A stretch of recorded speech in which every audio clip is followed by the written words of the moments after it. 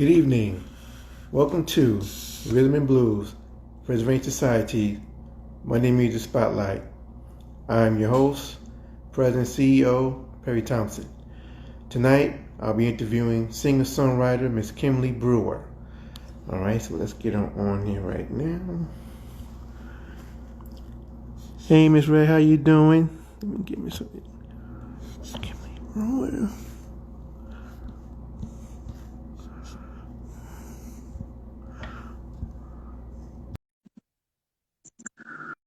All right.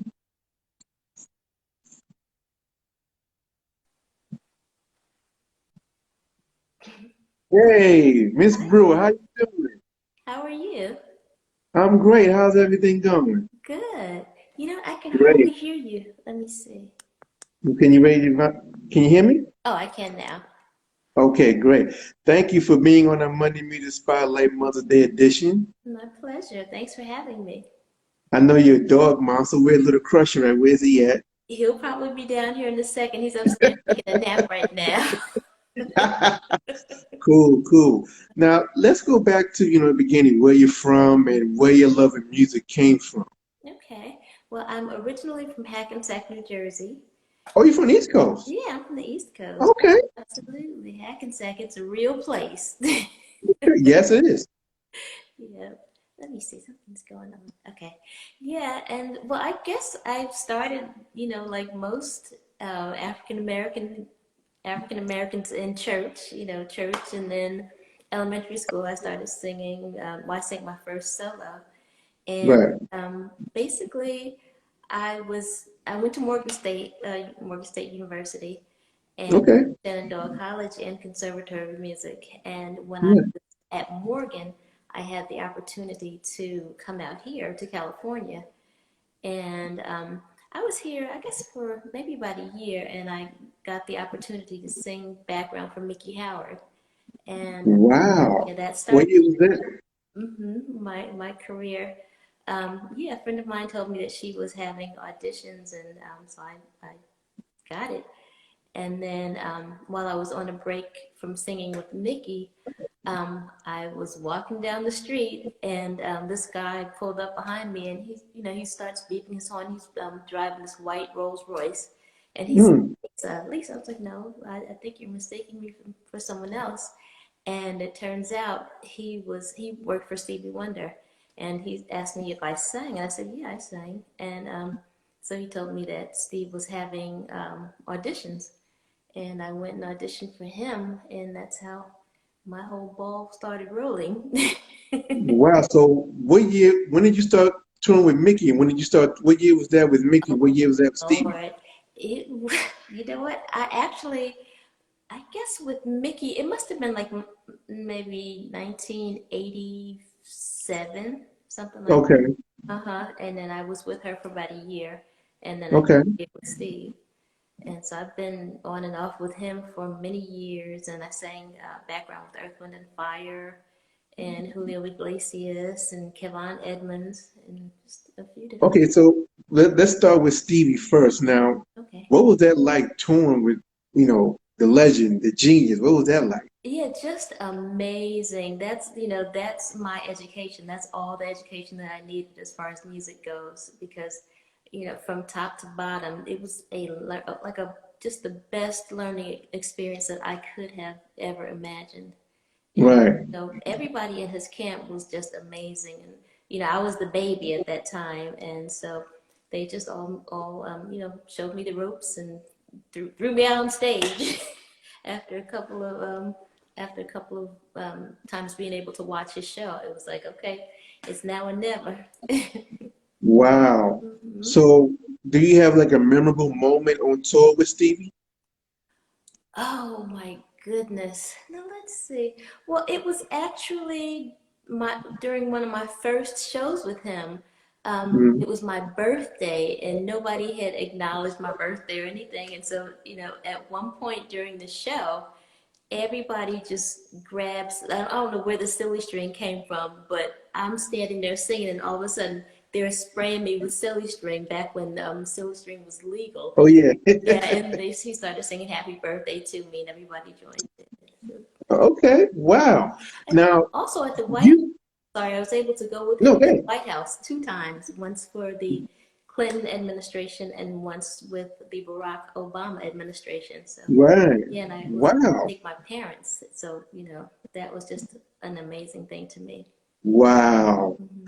Now you were actually on the Jungle Fever soundtrack with a solo song on it.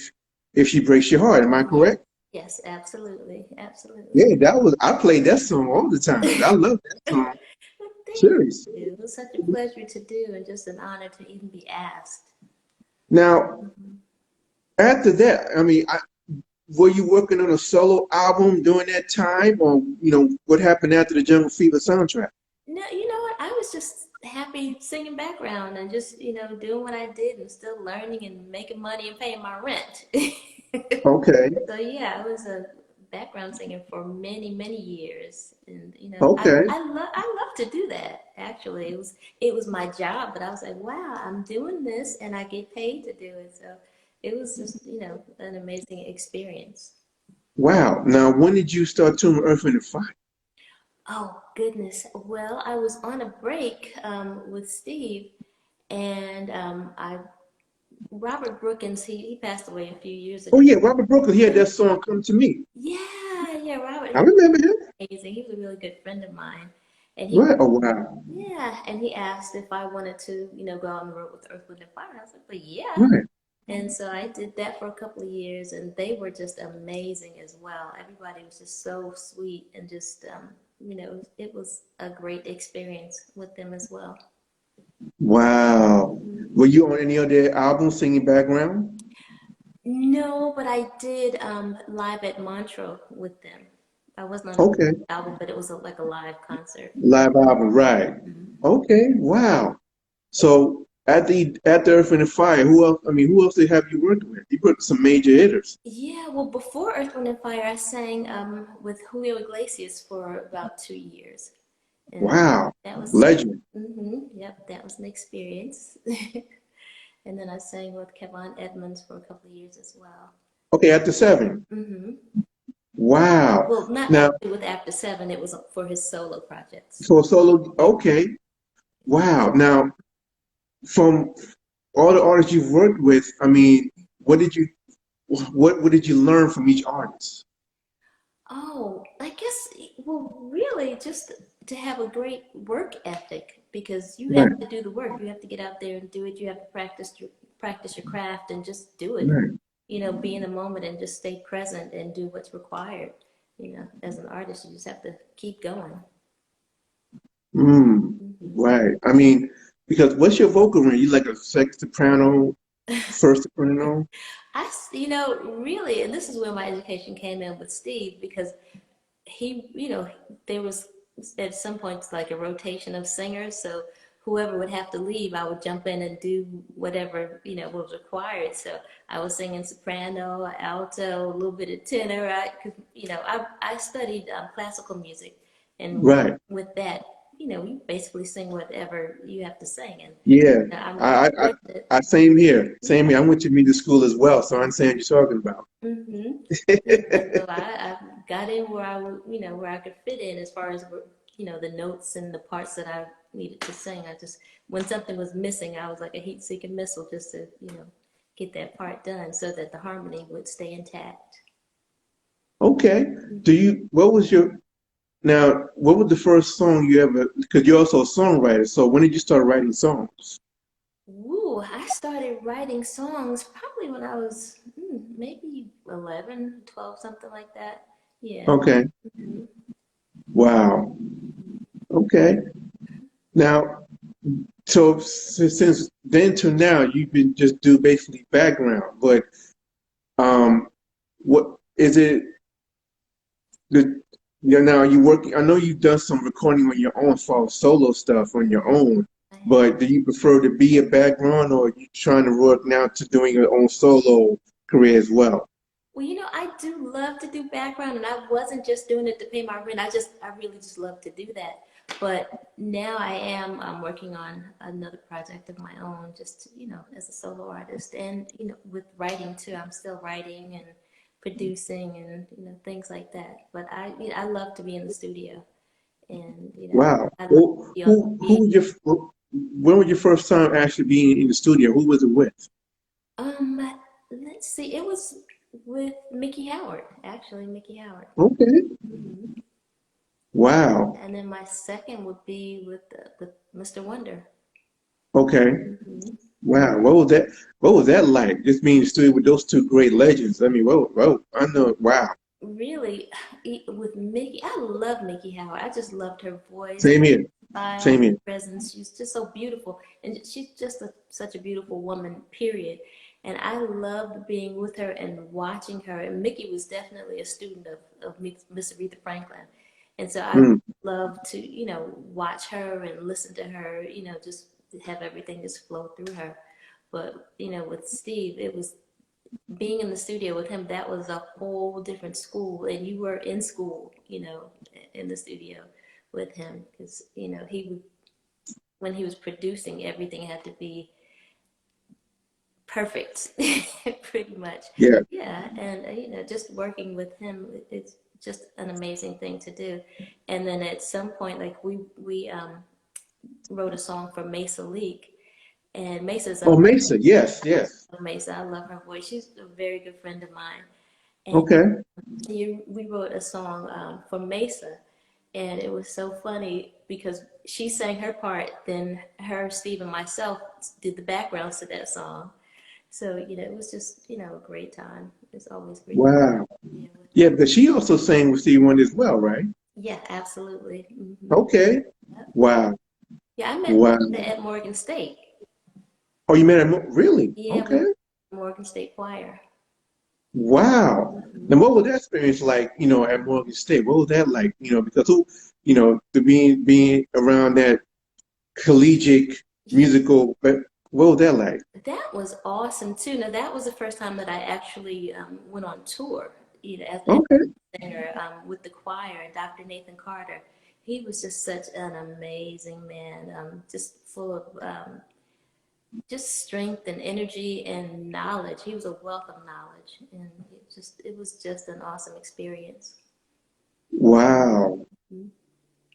Now, what is what can you say as far as um what are some of your favorite songs that really stand out to you that really like just resonates in your heart? What are some of your favorite songs that like, wow. Okay. Well, as a singer, I would have to say one of my favorites was Minnie Riperton's "Loving You." Okay. My brother he would bring his friends home and make me sing "Loving You," and because back then I could hit those high notes. And yeah, I'm a very big Minnie Riperton fan. Shaka Khan, Yes. yeah, And that's when Steve actually produced that one, correct? yeah, yeah. Mm-hmm. Yeah, Wow. perfect So eight. wow, yeah. Great talent. Mm-hmm. Great talent. So did you ever tour overseas? I know you toured overseas, Steve. I know you've toured all around the world. Yeah. What's some of your, you know, places that you've toured all around the world, and what are some of your favorite places you've toured around the world at? Well, I loved Japan, and I loved. I guess one of the most interesting places was in Spain. I sang in a bull ring twice. What, Once a with Mr. a Wonder, bull ring? yeah, and once with Julio Iglesias. So that was definitely interesting. I'm glad no No, there bulls weren't any were bulls. no, they were not present. Okay. It was definitely interesting. Wow. A And, bull ring. Now, and how did you get that gig with Julio Iglesias? Well, I auditioned, had another audition. I just got a call. I've never had a manager or an agent. It's just word of mouth. I always just receive a phone call asking me if I wanted to work, and I was like, yes, every time. Wow. How Mhm. long did you tour with him? I was with Julio for about 2 years. About 2 years. Wow. Okay. Hmm. Who else had you worked with? Hmm? I'm sorry. Who else had you worked with? Well, I've done like a lot of sessions. I sang on a song with Mr. Wonder and Whitney Houston called "We Didn't Know." Yes. I sang on Elton John's duets, and George Michael, Mary J. Blige. Oh yeah, that's Tina, right. I know yeah, that Tina song. Yeah. Marie. I did some shows with her as well, and yeah, Tina was an amazing person, amazing. Yeah. Yeah. Wow. You were with Elton John as well. Woo. Okay. And George Michael. Okay. Yeah, I actually had the opportunity to sing background for Luther for a show as well. Donna Summer and Luther were both on this show, and yeah, I was able to sing background with them too. Mhm. Wow. What a great resume. I mean, Yeah, when I'm thinking about it now, I'm like, wow, that was amazing. Because I sang background for a show that Clive, Clive Davis does his Grammy show every year. yes. Every year, yes. Yeah, and one year I was singing for that show, and Gladys Knight, I sang background for her, and that was just awesome. Wow. So amazing when she came on the stage, to sing. I was like, oh my God, I'm gonna get fired because I have a big old lump in my throat because I'm about to cry because I'm just looking and listening to Gladys Knight, and she was just awesome. Wow. I mean, you work with so many great artists. I mean, you sit back and just go, wow, really, I mean, you sound really humbled, for you to be working, it sounds, I hear your humility in your voice because it just sounds like, like, wow, to be working with these great artists, I know it's just such a great honor Yeah. because just hearing who you sang with, worked with, is just for me like, wow, because you know, and it's not easy being a background singer. You really have to have, what it takes to be a background singer and to sing for such professional legends as such as you work with. I mean, it's not easy. So for them to choose you shows your great talent. Thank you, thank you. It really does. I mean, it really shows that they, respect you and for what you do. I mean, um, I'm like I said, I've known about you for a long time. So I mean, I'm just thrilled. Um, Thank what is, as far as your take of black music, compared then to now, what is your take on black music today? Well, ooh, you're gonna get me in trouble. Be real, be real. Okay. Well, to me, as far as music goes, it's like back then there was more of a story behind songs that were being sung.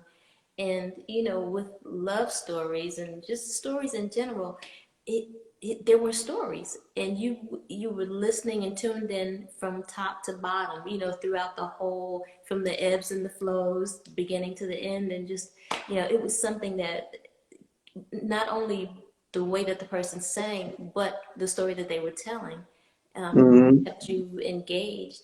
And it's different now. It's different now. We're all older, and maybe with that being said, the older songs are what I can identify with more so because of the way that I grew up and what I listened to as far as lyrics and just tones and people being different styles of singing. I'll say that. Right. Mhm. Is now, as far as with your solo stuff, are you trying to keep that tradition of R&B as it was back then? Yes, absolutely, absolutely. That's what Okay. I do. That's what I do. I don't know how to do anything. You can hire me as a background singer for other styles and stuff, but I have to sing what's comfortable for me, from myself. Hmm.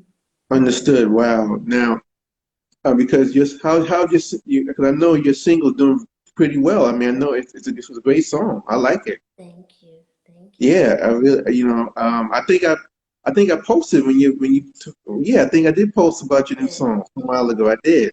Get it. Yeah. Definitely. So always support, definitely. Are you working on an album? You know what? I'm working on an EP. I think I'm going to just release some singles instead of, doing like a full-blown album because I don't want to waste songs. I want to do, I, in an ideal world, every song will be a single. And, if I can do that for myself as, being my own label, that's what I'm going to do. I don't want to waste any songs. So you're doing everything independently. Yeah. Hmm. Great. Wow. Now, do do you find it a little harder to do independently, or would you, you're comfortable doing it independently than being with a major label? Well, yeah, because with doing it independently, I can do things in my own time and I can do them the way that I want to do them, and not have to answer to anybody but me. If I make a good decision, I'll pat myself on the back, but if I make a bad one, I'll say I learned a lesson. Absolutely. Now you Yeah. Crusher. I hear his little feet coming. Oh, they'll crush you. Okay. How long you've had Crusher? Crusher is 12.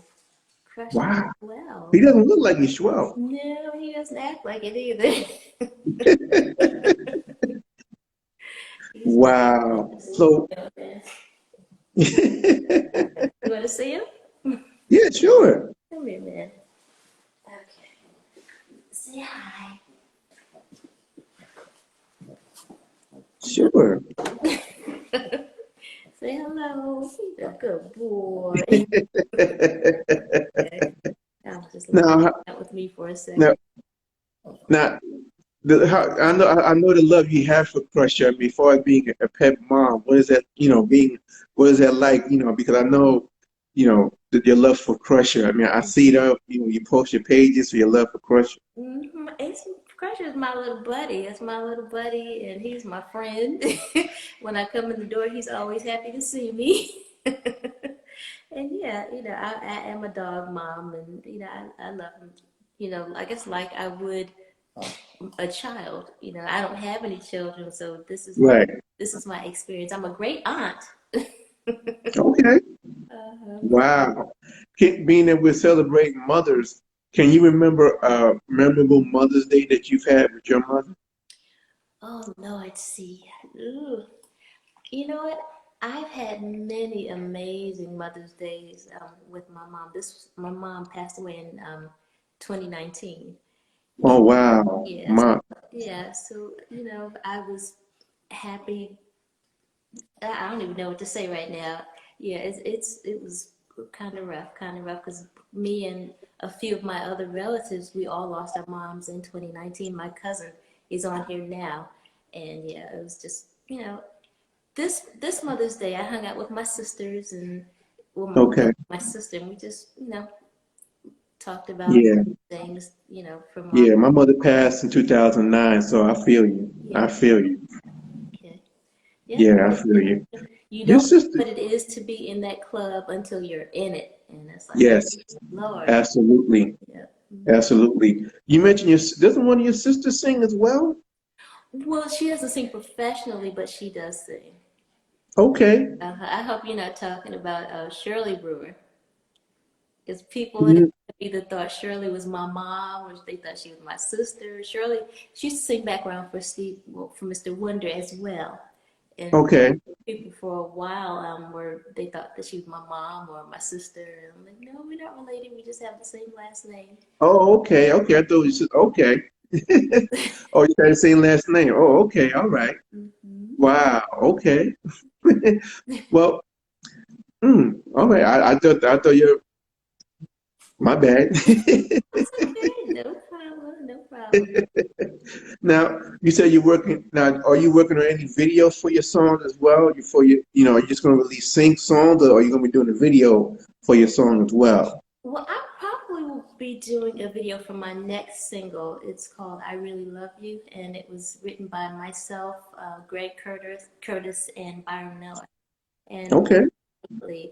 it's such a trip because with this song, um, like when we were talking about music in general during these times, I do a lot of live instrumentation. But with the music industry being as it is now, it's hard to sell songs that are, using live instrumentations. Everybody's used to, I guess producing with samples and, just doing things differently. But we'll make it work. Being that you mentioned live instrumentation, Yeah.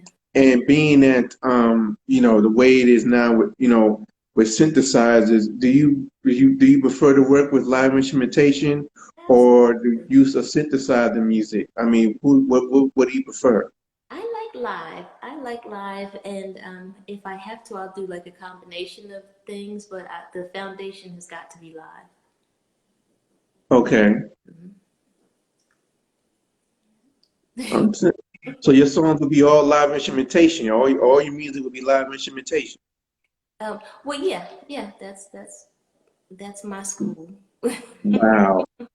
I guess it's the old school. Yeah, no, that's great. Wow. Now, who else is going to be working with you on your album or EP? Okay, well, Byron Miller, Chris Davis, yeah, Greg Curtis. Let's see, who else is on? Paul Jackson Jr. Oh yeah, Paul Jackson Jr. Okay. Yeah. Wow. Mm-hmm. Okay. Is Mr. Believe Wonder going to be on your album or Hmm? I'm sorry. is Mr. Wonder going to be on your album or Oh no? yeah, absolutely. I did a remake of one of his songs. It's called "Don't Make Me Wait Too Long." Roberta Flack and Donny Hathaway did it like years Oh ago. yes, yes, I remember that song. I did it with Wow. singer Joe, and Joe sang the second verse, and Oh, Joe? hmm and so Wow. I played the harmonica. Oh, So yeah, when we get it out there, that's another thing that I was just talking about with the live instrumentation. It's hard to get radio play for the songs with live instrumentation nowadays. why do you think that's so, Ms. Brewer? I mean, why is black radio limiting themselves by doing that? I mean, I think that's a great, I don't understand why they don't do that. I mean, I'm quite sure, I know your music is great. I don't understand why they wouldn't. I mean, you're doing a duet with Joe. I'm quite sure that's a great song. Why do you feel that black radio wouldn't really support live instrumentation behind vocals? I don't understand that. Why do you think that's so? I don't know. I really don't know. I guess it's just a sign of the times, and it's really easy to just keep putting out. Let me put my little crusher down because he's breathing too loud.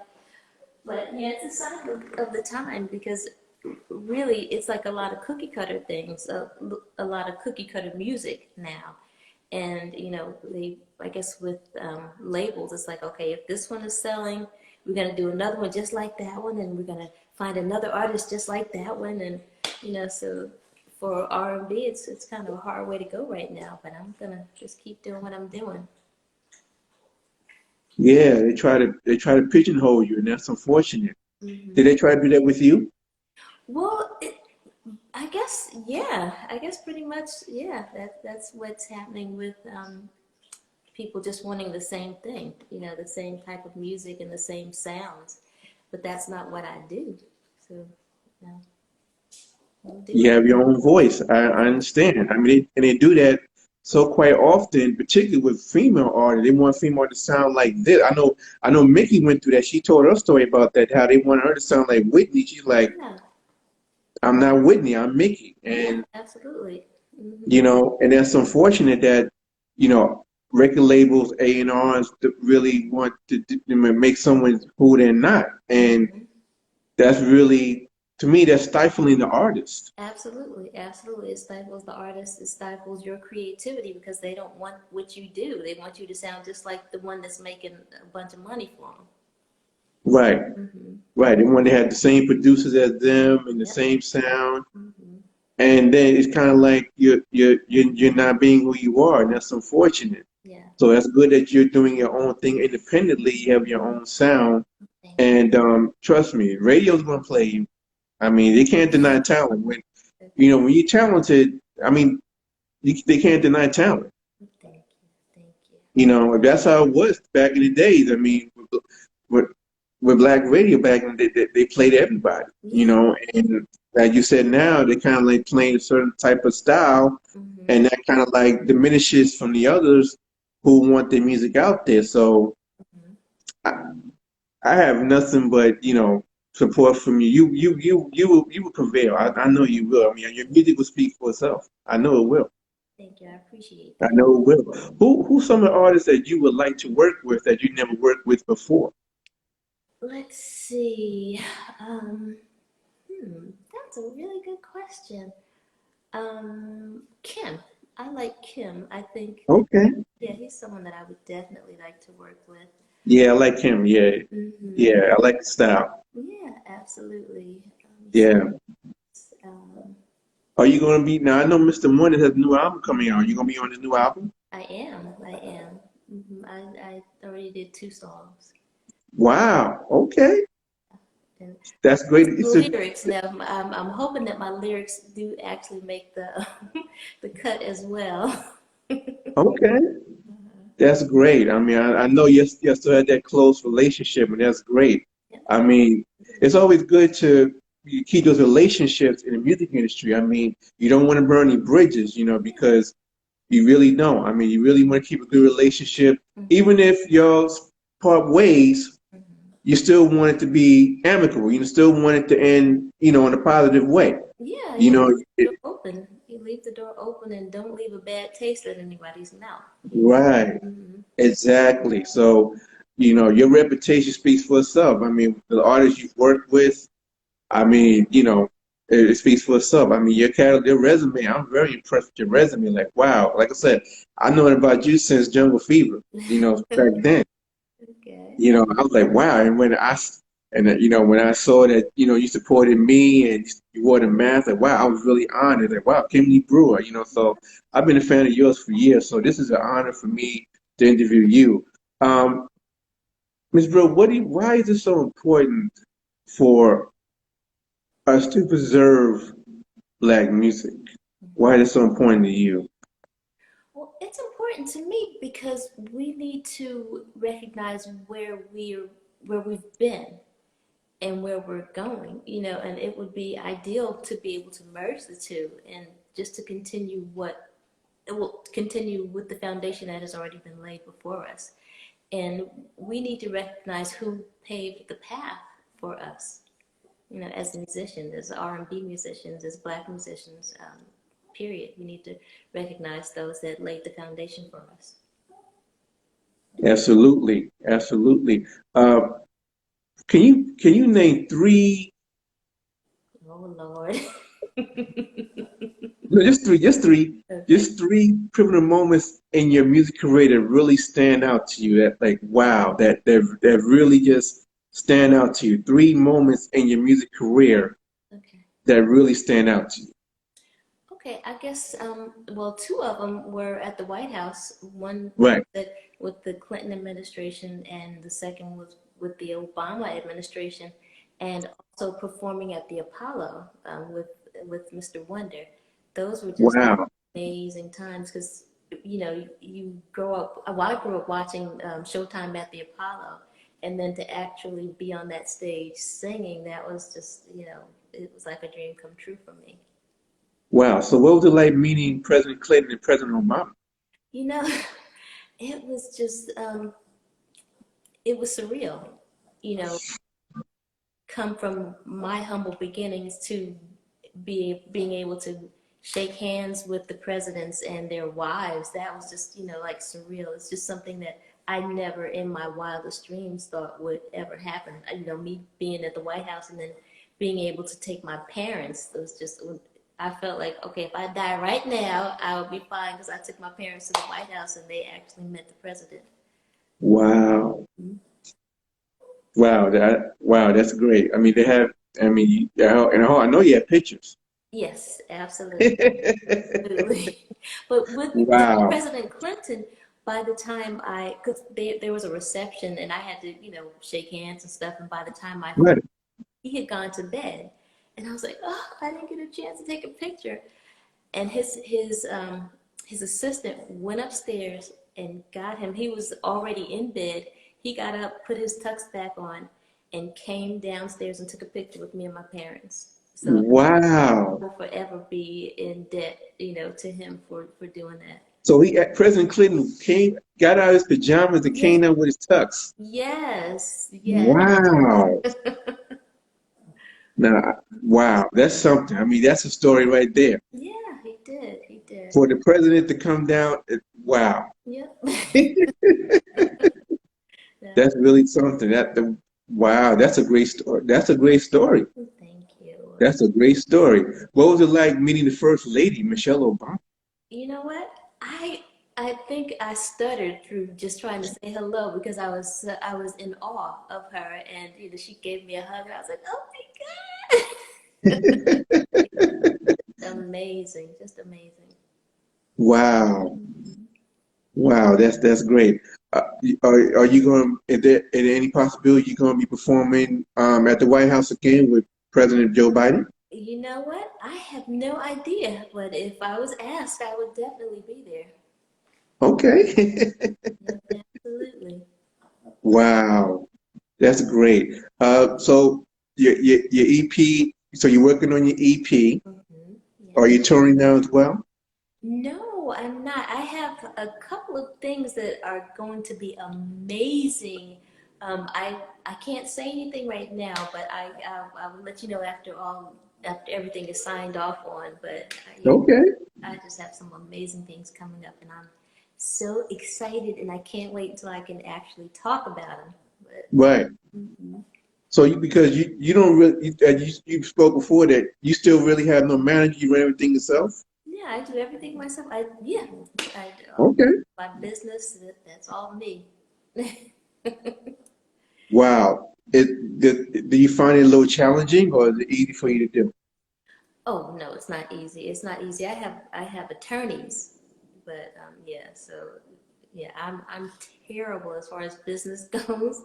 I put that, I stay in my lane. I definitely have to stay in my lane. Okay. Mhm. Okay. Wow. That's great.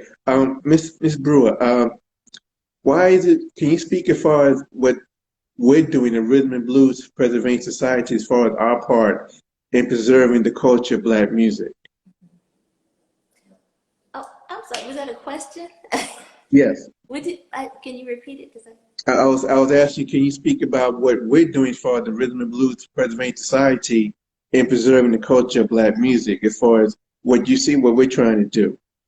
Oh, okay. Well, to me, you guys are just making everybody aware of things from the past that need to be in the future as well. The R&B singers, R&B musicians, just keeping everybody aware and keeping, I guess, just keeping. I don't want to take from Jesse Jackson. I don't want to say keeping hope alive, but just keeping the music alive and just know where we've been and where we there's a possibility of going. And that bridge has got to be made so that our past doesn't disappear. Absolutely. That's what we're all about, preserving the culture of Black music and honoring those like yourself Yeah, who contributed to the culture of Black music. That's what we're all about. It's not for us, it's not about how many records you sold, how many awards you achieved, you won. If you contributed to this culture of Black music, we're going to honor you. That's what it's all about with us. absolutely. Absolutely. And I appreciate what you said. Very, very touching word. I thank you for that. Ms. Brewer, let everyone know what you're doing, where they can reach you at. You know, um, let it know, everybody know where you can be reached at. Okay. On Facebook, I'm Facebook, Instagram, everything is the same. Kimberly Brewer 1. That's all across the board. If you want to reach me, Kimberly Brewer and the number 1. What's your favorite Stevie Wonder song? Ooh, if you really love me.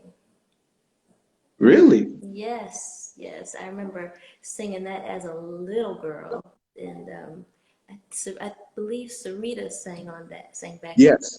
that one. Yes. Oh, she was Wow. so amazing. I actually went to see her in Jesus Christ Superstar, and Okay. her and Carl, oh shoot, what was Carl's? Carl Anderson. They Carl were Anderson, right. so amazing, just amazing. It was like listening to what you would think angels would sound like. Wow. Wow. That's if you really love me. Wow. Okay. I'm trying to think of my favorite Stevie Wonder song. It's just so many to choose. But also So many. that one, I actually got to sing that song with him on stage. So how about that? Wow. Another dream come true. Wow. What's your favorite Earth, Wind and Fire song? Ooh, let's see. Written in the Stone. Love is written in the stone. What was it like with Mr. working with Maurice White and Philip Bailey and Oh my, Verdine White? you know what? It was just those everybody that that I've worked with, they've just been so amazing, just so nice to me. I remember my first show with Earth, Wind and Fire. Verdine does he does a solo where he runs out into the audience with his bass, and then he runs back, and he's dancing and playing, and he jumped back up on the stage next to me, and he's playing the bass, and he's like, "You all right? You good? You good?" I was like, "This man is killing this bass," and he's asking me if I'm good. I was like, "I'm awesome. I'm amazing," and I was just, I was like, Wow. "You're really asking me I'm okay in the middle of your solo." Wow. Mm-hmm. Wow. I mean, like Written in the Stone, that's your favorite song by Earth, Wind and Fire. Wow. That was on the I Am album. That's right. Mm-hmm. Yeah, 1979. I had the album. Yep. Wow. My brother Donnie, I would sneak in his room, like when he would go out, I would sneak in his room and listen to his music. The Earth, Wind and Fire, Stevie Wonder, just Shaka Khan, Rufus and Shaka Khan back then. Wow. Mm-hmm. That's great. What is your now? What's your favorite Mickey Howard song that you worked with her? My love. Come Share My Love. Come share. Oh, okay. Mm-hmm. Come share my love. Yeah. Wow. I love that song. Come share my love. Yeah. Wow. Yeah. What do you now from all you experienced as far as in your career? What have you learned for yourself as a singer, as an artist? What have you learned? I've learned a lot, but basically, I think the most important thing is just be true to yourself and be true to your craft and do what you need to do for you, just to have integrity and just have integrity with what you do and be true to yourself. Absolutely. No regrets at all. Nope, not one. That's the main thing. Long as you're happy and content, that's great. Again, Miss Brewer, let everyone know where you can be reached at. Your social media again. Okay, Kimberly Brewer 1. It's my name, Kimberly Brewer 1, for Twitter, for Instagram, for Facebook, for MySpace. Is that still around? I'm just kidding. I have no idea. If you want to reach me, it's Kimberly Brewer 1. Great. Ms. Brewer, I want to thank you for being on our Monday Media Spotlight Mother's Day edition. This was a great thrill, an honor. I know for years I've been a fan of yours. I always wanted to know your story, and I'm just so appreciative and grateful that you came on and told your story because, this is what we do. We want to honor those who preserve the culture of Black music. We want to hear your story, and I appreciate you. I learned more about you as far as your career, and I thank you for being on our Monday Media Spotlight. We salute you, we honor you, and we support you in any way. And let us know about anything you're working on. We'll post it. Your new music, any shows you got coming up, we support you. Rhythm Blues Preservation Society. Thank you. Thank you so much. Thank you. And absolutely. Yes, thank you. And before we go, I just want everyone to know that the Rhythm and Blues Preservation Society is a nonprofit organization, and you can donate to our nonprofit, all tax deductible. You can donate to our Cash App, $RBPS18, and our PayPal, /.me/RBPS18. And you can go to link in our bio to go donate to our GoFundMe page. All donations are tax deductible and appreciative. Again, Ms. Brewer, thank you again for being on our Money Music Spotlight. My pleasure. I'm just so honored and great and appreciative for you being on. Again, nothing but success for you. Good luck on your new music. Any upcoming tours, let us know about. We thank you again. Okay, thank you. My pleasure. All right. This is another Monday Music Spotlight. I'm President CEO Perry Thompson. We wish everyone peace and blessings and have a good night. Peace, y'all.